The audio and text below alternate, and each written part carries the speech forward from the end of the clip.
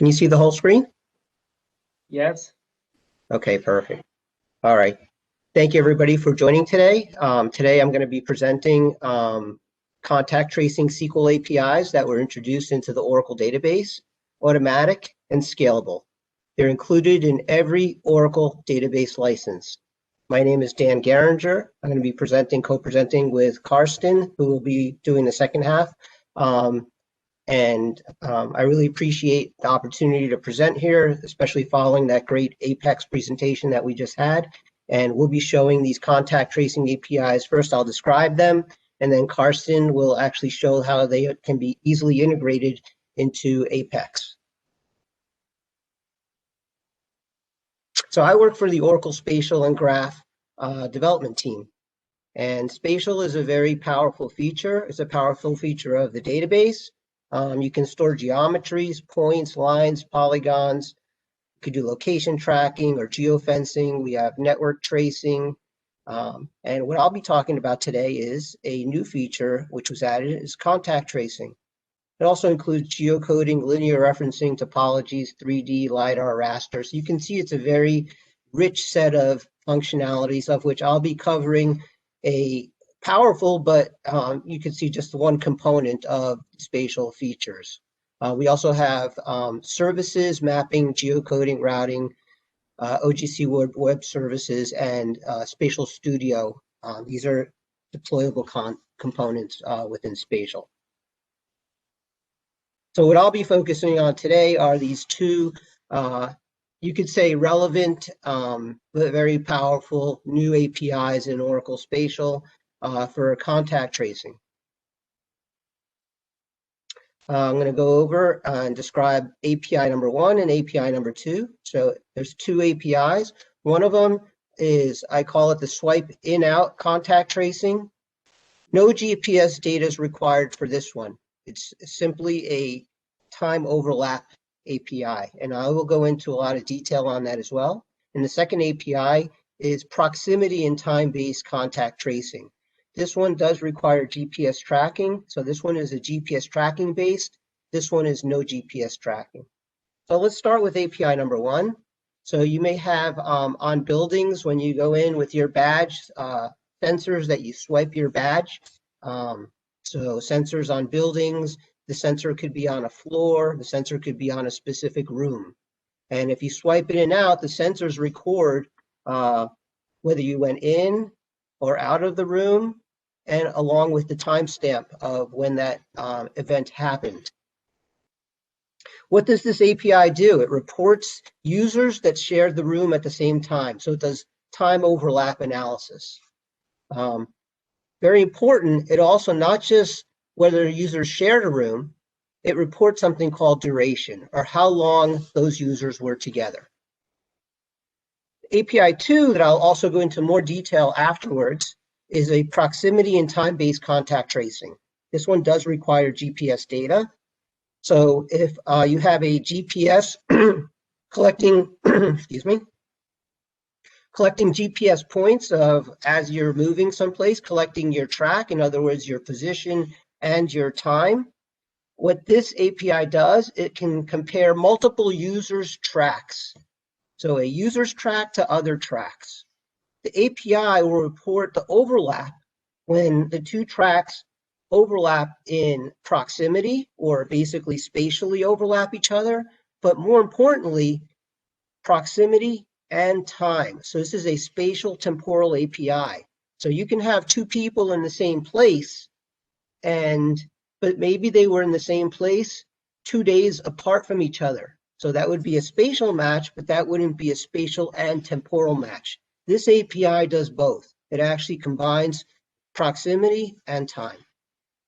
In addition, when there are matches, it reports duration, how long the tracks coincided in both proximity and time. So this is a spatial temporal API. So I'm going to go into more detail on each of those APIs. The first one I'm going to go into detail on is going to be the swipe in-out contact tracing API. This is the temporal one. Does not require any GPS data. This is strictly temporal. So what is it? Find people that shared the same room at the same time and report important metrics like duration. How long did they share that space? So some examples, if you have your badges and you install sensors on buildings and rooms.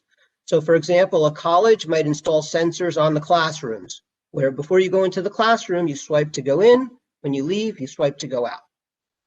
A company could install the sensors on floors, conference rooms, offices, or a nursing home facility for seniors may install the sensors on bedrooms, activity rooms, dining areas, right? The users, when they enter to these rooms or exit, would swipe their badge so that the event could be recorded along with the timestamp. Each swipe records the room ID and the swipe in out times.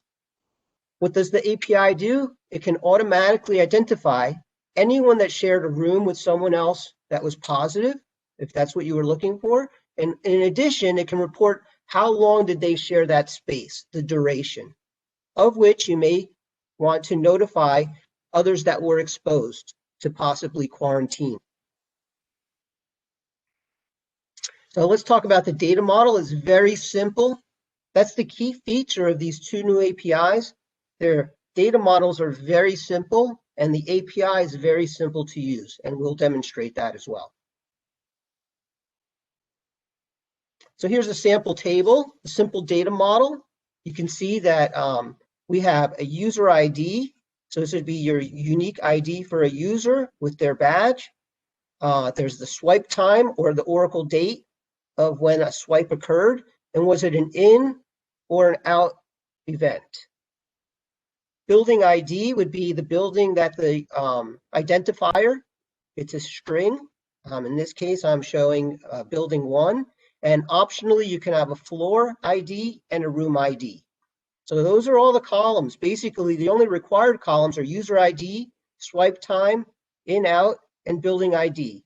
These two are optional. So the data model is as simple as it can be, just 4 columns. So here we have user 1 has 2 row entries, user 2 has 2 rows, and user 3 has 2 rows. Let's look at user 1's entry. So on February 28th of 2020 at 1 p.m., they went into building 1, and then at 2 p.m., they went out of building 1. User 2, a different user with their own badge, they at 2 o'clock, I'm sorry, at 12 o'clock, they entered building 1, and at 1:30, they went out of building 1. So there's a partial overlap. You could see that this user entered building 1 just before user 1 did, and they left building 1 before user 1 left, right? They left at 1:30, and user 1 left at 2. And you have another user here, user 3, that at 12 p.m., so before user 1 entered building 1, user 3 entered at 12 and left at 3. So there's all different scenarios of overlapping that can occur. So let's look at the SQL API. It's called Get All Swipe Input Output Durations. It only has basically 3 required input parameters. The user ID that you want to trace if anybody, so basically it's user ID that you want to see if anyone has interacted with that user. And you want to give a time range that you want to do your analysis. So a start time to do your analysis and an end time. So who came in contact with user ID 1 between this start time and this end time? Earlier, I showed you a data model. And the data model, I'll go back to it real quick, has these user ID column, the swipe time. So while the columns are mandatory, the column names are configurable. So all these other parameters are basically you being able to configure your table with and pass in the table name and column names to the API, and it'll dynamically build SQL to actually perform the analysis. So this would be the user ID you want to do your analysis on, the start time, and the end time. So these are new APIs, and I'll have a slide later, but if in your release update, the API is not there, it can easily be installed by applying this patch.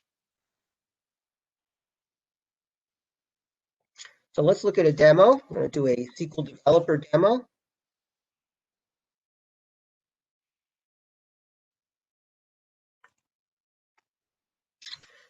So here's a simple drop table. I'm going to call it the swipe test table. I'm going to create a new table called the swipe test table. And it has the user ID column, building ID, floor ID, room ID, swipe in out, and the time. So if I go run that and create the table. And of course, my connection is connected, which I will do.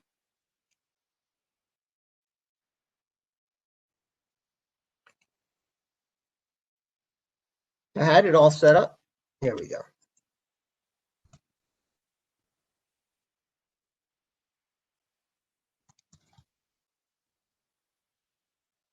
Okay, so I dropped the table and created the table. And then I'm going to insert some records here. So I'm going to insert some records for user 1 and then some for user 2 and user 3. So let's look at the records a little bit before I enter them. So user 1 is going to go in building 1. So user 1 is going to go in building 1, room 1, in at this time. So it's going to go in at 1 p.m. and out at 2. So from 1 to 2, it's in room 1. Then for the same user, building 1, room 2, from 4 p.m. to 5 p.m. So they're going to go to room 2. Then you're going to have another user, user 2, that's going to enter room 1 at 12:30, and they're going to exit room 1 at 1:30. You have user 2 is going to enter room 2 at 4:20. So a little bit after user 1 entered, because user 1 entered at 4. So user 2 is going to enter that room number 2 at 4:20. And they're going to leave at 4:40 before user 1 left, because user 1 is leaving at 5. So once again, all the different scenarios, and the last one is going to be a user 3 here that's going to enter room 1 very early in the day at 12, and they're going to stay there till 3, which encompasses the entire time that user 1 was in the room from 1 to 2, for example. So I created the table. Now I'm just going to insert a couple of sample records.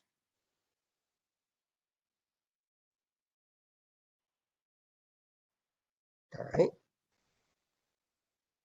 Now we're going to do a SQL statement. So we'll show you how to run the SQL. And the very, very nice thing about it is basically just SQL, and you can generate very nice reports. But Carsten will actually show you afterwards doing this in Apex and taking advantage of things like charts and real nice features that highlight the results of an API like this. So here we have the object tracing API. And like I said earlier, we have a set of columns here that are basically configuration columns. So all of these are just passing in the table name, column name parameters. So it's basically configuration parameters. The only important parameters for doing the analysis would be you specify which user you want to do your analysis and the time range that you want to do it on. So I want to do it in this case from 8 a.m. to 8 p.m. I'm going to do an analysis here. And we have one parameter here that's called segment or all. So basically, earlier I showed you that there are some users that came in contact, for example, on room 1, and then later in the day, they came in contact on room 2. So during this period, if I want to know each individual interaction separately, I could say I want to know them a segment at a time. So I can just set this parameter, segment are all equal to segment. It'll show me each individual interaction. And if I do segment are all equal to all, which I'll show you afterwards, it basically does a summary. If I run this query very fast, look at the results, shows me that for user 1 is my input user. So I have 3 rows for this input user. It came into contact with user number 2 times. Building 1, room 1, building 1, room 2. Room 1, it came in contact between 1 1 p.m. and 1:30. And then for room 2, at 4:20 to 4:40. So 30 minutes at one time and 20 minutes another interaction. And you can see it's listed at 2 different interactions. And then I have a user number 3. User number 3 came in contact with user 1 for 60 minutes. So by specifying segment or all equal to segment, it's showing me each interaction. But if I want to know that user 2, basically, what is the total time, kind of like a group by, so 30 minutes and 20 minutes, I can run the same exact query, except I can say segment or all equal to all. And if I run that query, it's going to basically summarize it, tell me that user 1 came in contact with user 2 for a total of 50 minutes. And how many different contacts, individual contacts did it have? It interacted 2 times, just like I showed you in the prior query. So that's just a small SQL developer demo for that one. I'm going to go back to the presentation. So that was a time overlap. So this is basically the same, what I just showed you in SQL Developer. So now we're going to go into the other API, which is GPS-based proximity and time-based contact tracing. Find the people that shared space at the same time and report metrics like duration. So example 1 would be, for example, a hospital or a company can ask employees to opt in to collecting their position while at work. If someone calls in sick, you may want to identify any employee that was within 6 feet of that person over the last week. And how long were they in contact? What was the duration, right? Duration is the key metric that this reports. But this doesn't always have to be applied to a pandemic type analysis. So it's not only about reporting things like a COVID interaction. You could use this also for basically contact tracing for any type of tracking data. For example, I may have ship tracks. So sensors on ships, sensors on ships collect the GPS position over time. And if I have the track of a ship, I may want to know over the past month what other ships interacted and came close to my ship. Not only that they come close, but it had to be the same day and the same time for it to be a contact. And then also report how long were they together? Was it only for a few minutes, or was it for an hour or longer? So if you have 2 different tracks here, so match people that are 6 feet apart and whose time coincides. So this is spatial temporal analysis. So if you have 2 tracks, the bottom one is the blue track. That's someone moving along and their GPS positions reported. If we were doing proximity alone, so these 2 points would be within proximity of each other and match. These 2 would match, these 2 would match, these 2 would match, and then they go their own way and no longer do they match. But if you add time to it, so here you have one reporting at 8:13 in the morning and here at 8:22 in the morning. So they're actually 8 minutes apart, or nine minutes apart. So yes, they're within 6 feet of each other, but 9 minutes apart means it's no longer a match. So here I have 2 tracks with no matches if you take into account proximity and time. So for user 2 in blue, find the contacts that are within 6 feet and also coincide in time. So here's my user number 2. Find anyone that potentially is a match. So user 11, which is the top track, is a candidate. When you're doing the contact matching for user 2, the times almost never match. So if you look, this point was reported while they're within 6 feet apart. This one was reported at 1 o'clock and 28 seconds, and this one was reported at 1 o'clock. So they don't match, they're 28 seconds apart. So we have something called a time tolerance, where you can specify a time tolerance, and maybe I would set it to 30 seconds. So if I set it to 30 seconds, now these 2 are within 6 feet, and they're also going to be considered a time match. So you can imagine when GPS sensors on different people are collecting their data, almost never you're going to have a match. You're going to need to have some kind of flexible time tolerance to actually create matches. So once you have matches, I'm going back to the previous slide. So now these two would have matched, these two match, these two match, these two match, and even this one matches this one with the time tolerance into effect. Then they go their own ways, and these points now no longer match. Well, now the other important aspect is collecting these times and chaining them together to create something called a duration, right? So if I have down here user number 1 in blue, and I have a match here, I have a match here, match here, match here, and a match here, just like on the previous slide. But then at 1 o'clock, the two users go their own ways, and user 1 goes down here, and user 2 continues this way, and they come back in contact again at 10 p.m. at night. So they had a set of contacts at 1 p.m. and then more contacts at 10 p.m. at night.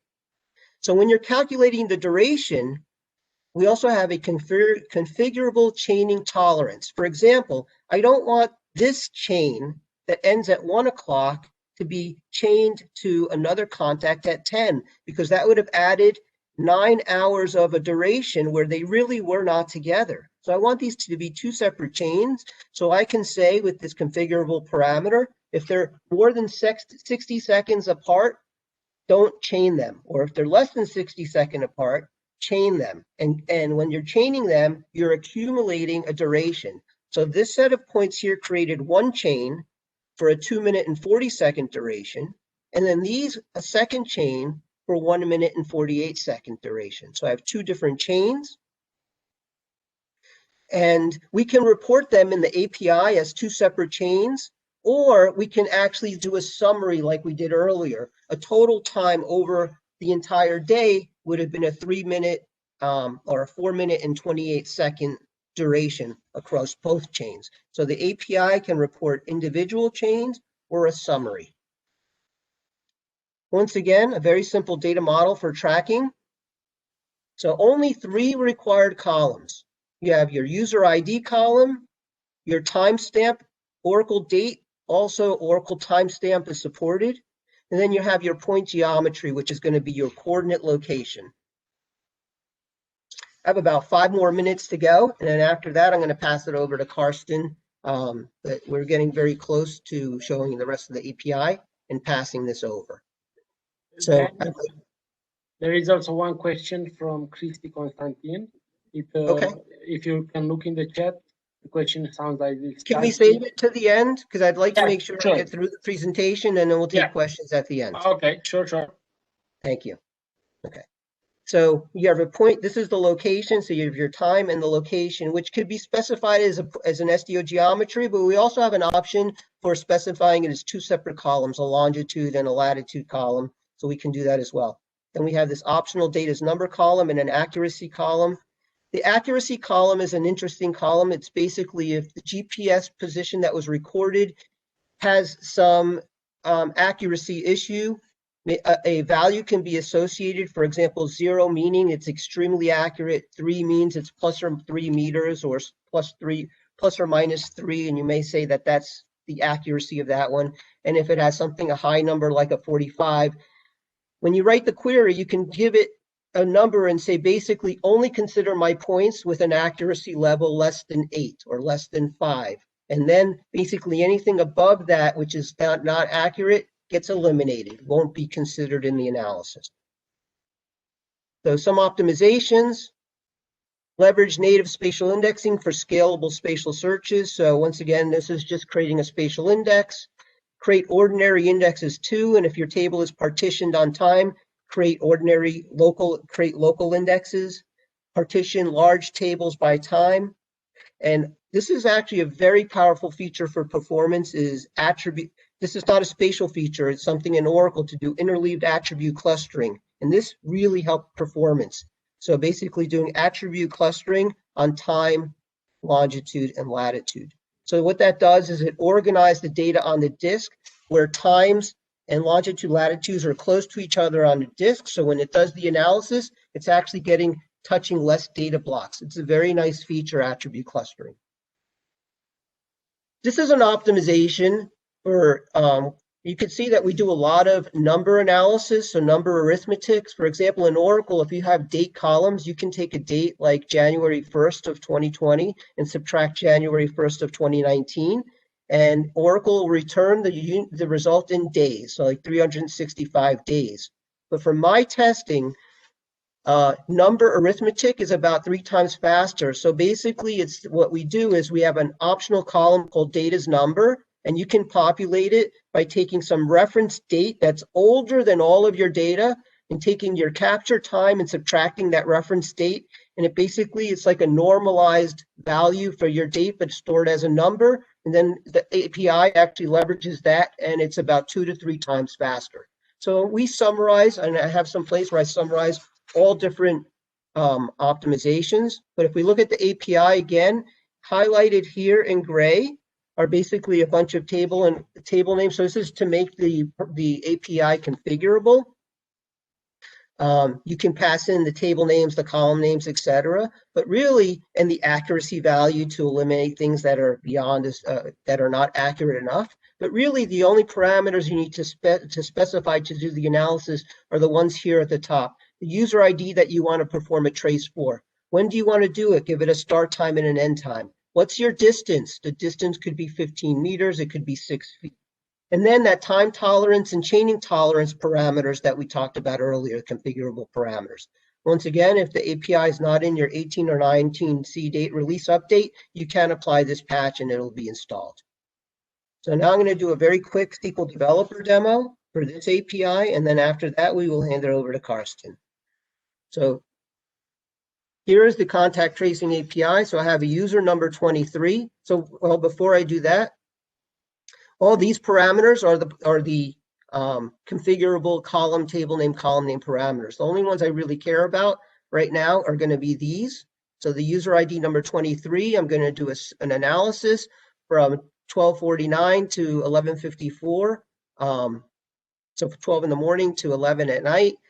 And I'm going to use a distance of 15 meters and my time tolerance and chaining tolerance. And I'm going to get each segment. I want to report each segment. If I can, once again, this entire analysis is working on the data, on the spatial data, but it generates a report. So I can run this, and it's generating very quickly a report of all the different contacts. And user number 23 came in contact with 34 many times. And you can see many of the times the duration is 0, and that's because it basically came in contact for just a split second. So if it came in contact for a split second, the start time and end time, they match exactly. But all of those are down there, but you can see there's some down here that are, for example, 0.33 seconds. And here's the start time and the end time, which means you had multiple, and I can actually look at the geometry for those multiple interactions, and I could see that it was multiple points. So we do return back the geometry, which is the GPS points in succession here that match where the two APIs match. So I have user 23 matched users 34 and 35. So there's a whole bunch of different ones here. And if I run the same query again, but this time it's the same exact query, I'm going to use segment or all equal to all. So that's going to do a summary.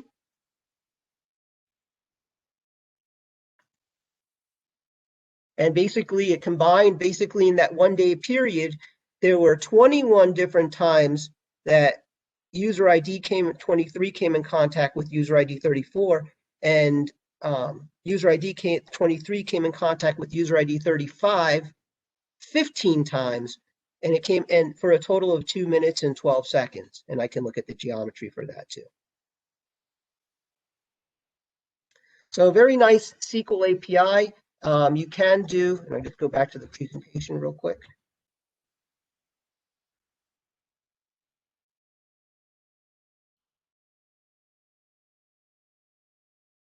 And this is what I showed you already.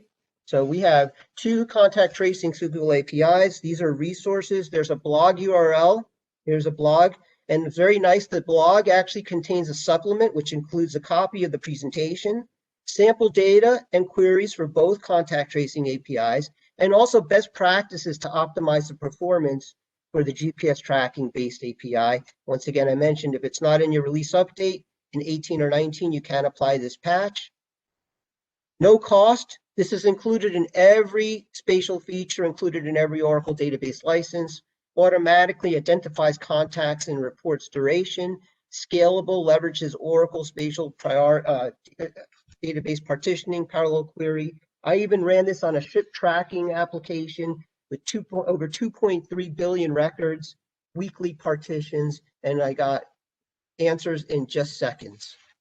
So with that, I think I'm going to turn it over. This is a very quick a map visualization component that Oracle Spatial has, and someone built a demo. And down at the bottom, just before I hand it over to Carsten, the reporting piece is just reporting the report piece here, but you can also display the geometries. And in this example, user number 7, so the analysis for user number 7 was performed. And it shows here that a click was done, and it shows the output user number 6 came into contact for 65 minutes. So with that, I'd like to turn it over to Carsten for the second half of this, which is how to show this within a Apex application. Thank you, Daniel. I will grant Carsten presenter role. Meanwhile, if you can look in the chat and if you can see. I think it would make sense to answer that question right now. Okay, because it's really related to the backend API. Does it interpolate between given points? Absolutely. So it takes into account. It takes into account.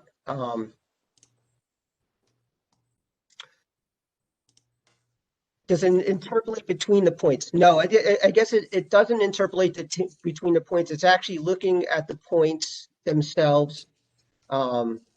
It's not interpolating between the points. So it's based on the collection rate of your data. If you needed more points in between, you would need a higher collection rate on your data. Okay, thank you. Yep. Okay, yeah, thanks, Daniel. So in the next 15 minutes, so I hope everybody can hear my voice okay and see my screen okay. If not, please let me know. Yeah, in the remaining 15 minutes, I would like to talk a bit about the visualization part of that. We have seen the power of that contact tracing API, and we have also seen how this leverages the spatial in the database. Daniel talked about optimizations which have been used. And I think the best bit about this is that this API, how Daniel called it, is actually a SQL query, right? You can access the contact tracing result using a SQL query. And that's immediately made me a fan, actually, because that suits or fits very nicely to whatever we might or want to do with Apex. I don't know how familiar people with Apex are here. If there are people who have not seen Apex before, this might all be a bit much, right? What is Apex? What is that? What is Carsten clicking here? So let me just wrap it up with a few sentences to get us all on the same page. And then let's have a look into how we could turn the API results from Daniel into nice looking pages. So the first thing, we are using Apex for this. Apex is part of the database as spatial and the contact tracing APIs. So whenever you have an Oracle database, you have Apex, right? It's not installed all the time, but it's there. It's licensed and it's available at your fingertips. Apex is a low-code utility, a low-code tool inside the Oracle database. So it allows you to create applications based on database data, web applications with very little effort, right? And very low coding. And Apex leverages the database and all the database features. So for instance, all the application metadata is stored in the database. Apex itself uses tables for this. When you run your application, the metadata is read and the Apex engine generates the pages which are being sent to your browser. And the best thing about Apex is the deep integration with the rest of the database. So Apex comes with ready-to-use components. Daniel mentioned it before. Apex has components like reports, charts, calendars, trees, which you can use. And the data always comes from a SQL query. So whatever problem you have, whatever requirement you have, when you can turn your requirement into a SQL requirement. So when you get to the point that you can resolve your requirement by crafting a SQL query, and the SQL query returns the results you want, then the visualization with Apex is just a matter of a few mouse clicks. So let's have a look into how a visualization of this contact tracing API could look like. And then in the next step, I will show you how this can be built, right? So we have a prepared application. And let me first just run the page. It's a demo based on the contact tracing API, which has been built before. It's not too much data in that database, and we can already see a few things here, right? We don't see any contact tracing results now, but you can already see the database integration here, right? We have, for instance, we have select lists. So I can pick a select list.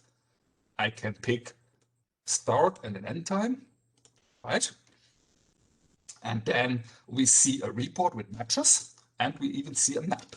And the report with matches is something you have seen in Daniel's part as well, right? There it was the output of a SQL developer, and here we can see it as part of an application page. And when we look at this application, how these components have been built, we can see that there is SQL all over the place, right? In Apex, SQL is all over the place. So for instance, we see that report here. Oh, let me clean up a bit here. So in the middle, this is Page Designer, if you will. It's the control central of every Apex page. So we can see what our Apex page contains, and we can adjust and control every single bit of our page, right? This is the high control environment, so to say. So, and we can see, for instance, this was the select list. So let me switch over this one, right? Where we see actual users. So with a select list, you ask yourself, where does the data come from, right? It comes when we scroll down. Have a look here. It comes from a SQL query again, right? Then there was this P1 start time. This was this one, a list of potential dates and times. So let's go down again. Again, a SQL query, right? So, and so it goes on and on and on. Here is the report. Let me switch over again. Right, that's this traced contact users. And this one, the 560 with 18.5 minutes. And when we look how this has been built, it's a SQL query. And here we can already see this is the API looks a bit different. This demo is a bit older, but don't worry about this.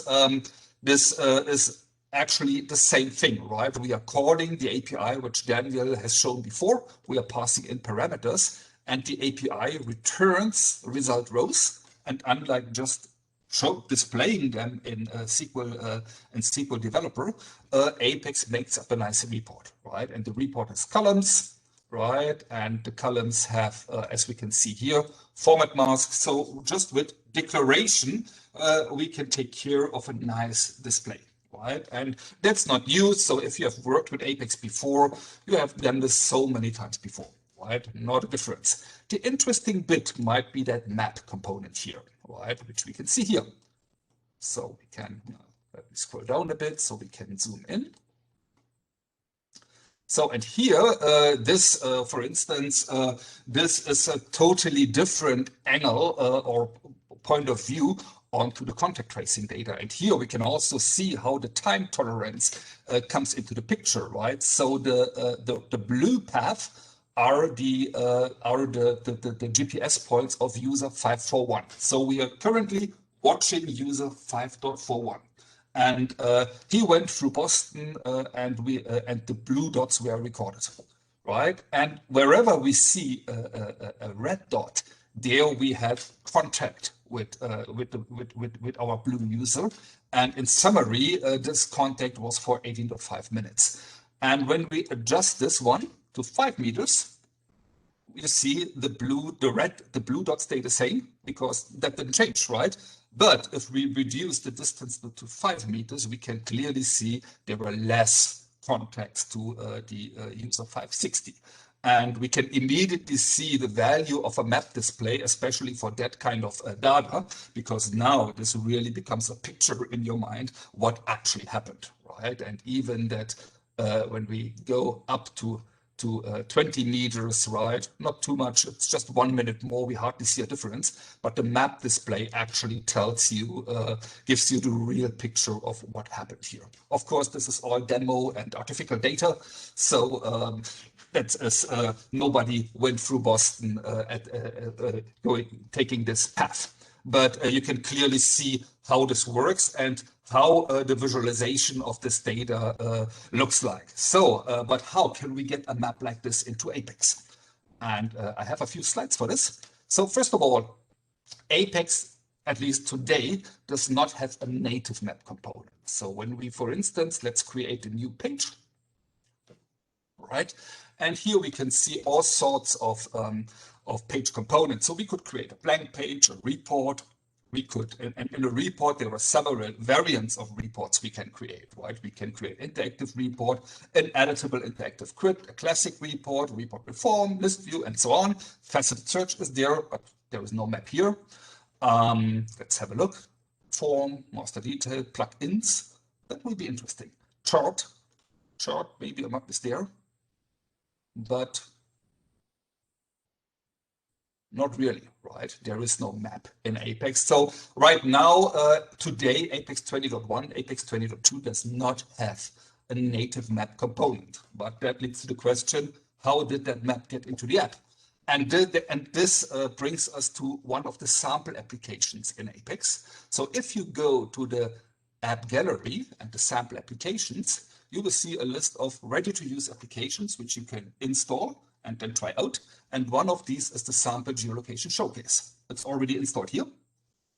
And this sample application contains a set of plugins. So Apex is extensible using plugins. So you can have your own Apex component types, add them to Apex and make them available to other Apex developers. And that sample geolocation showcase comes with a map region component. And we can copy that map region component over to our other applications, right? So what we can do now is we can have a look into this one, right?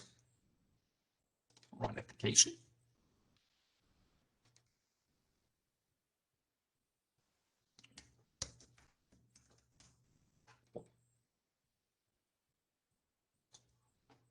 Set this one, and then this is a whole application illustrating various mapping examples, right? There is the overview map, for instance, which shows you a few maps with data points on it, which allows you to see how these things work.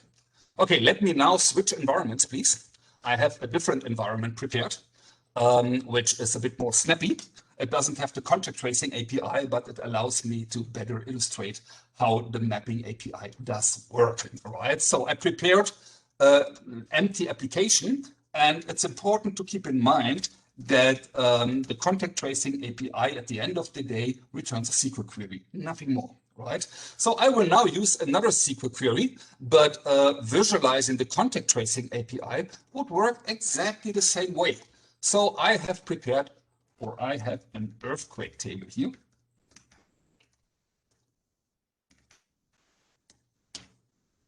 And this table contains earthquake data, latitude and longitude, and quite a few thousand rows. And what I would like to do is to visualize these earthquakes on a map. And always in your mind, just replace the earthquake query I'm using now with the contact tracing query from Daniel. It's no different. It's the same thing, right? So what do we need to do? I think it should not take longer than 5 minutes. So add a new region. And we can't see the map region here. So I now first have to copy that plugin over from the sample application to my application. Let me do that now. So share components, plugins. Here are the Apex extensions, which we can not import, but we can create now. So create. Let me create it as a copy of an existing plugin, the sample geolocation showcase. Here are all the plugins. I don't want to think too much. Just get me all of them. Okay, so now let's go back to our page. And now I can add a region. And we now have our Oracle HTML5 Maps plugin. Again, as always in Apex, the data source is a SQL query. We might have a look into the help, and that gives us some information how the SQL query has to look like. Right? So, and now we can simply adjust the query to our needs. Right? So we have a title as info tip. And we have the geometry as geometry. And we have, I want to have red markers as style. And I would like, so that's the minimum amount of columns we need. So, and let me access the earthquake table. And I don't want to see all the 10,000 rows. So let me really just get the severe ones to see what happens. So this table contains earthquakes on the world in the last month. We call this a map. Well, that's not the right zoom level, so let's zoom out a bit.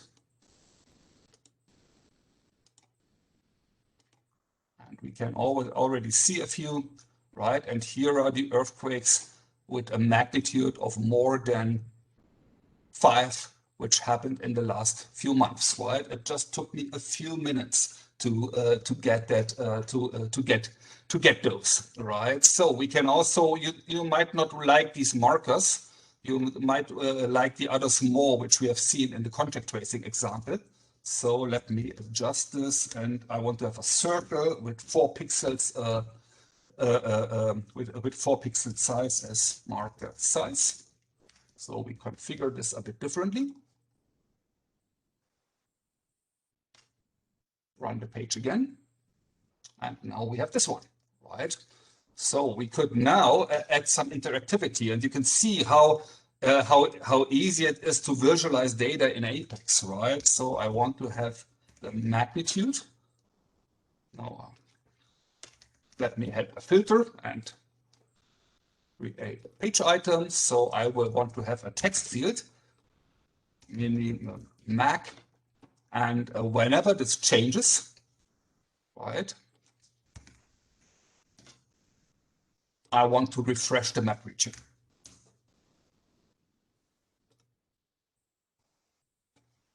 So almost there.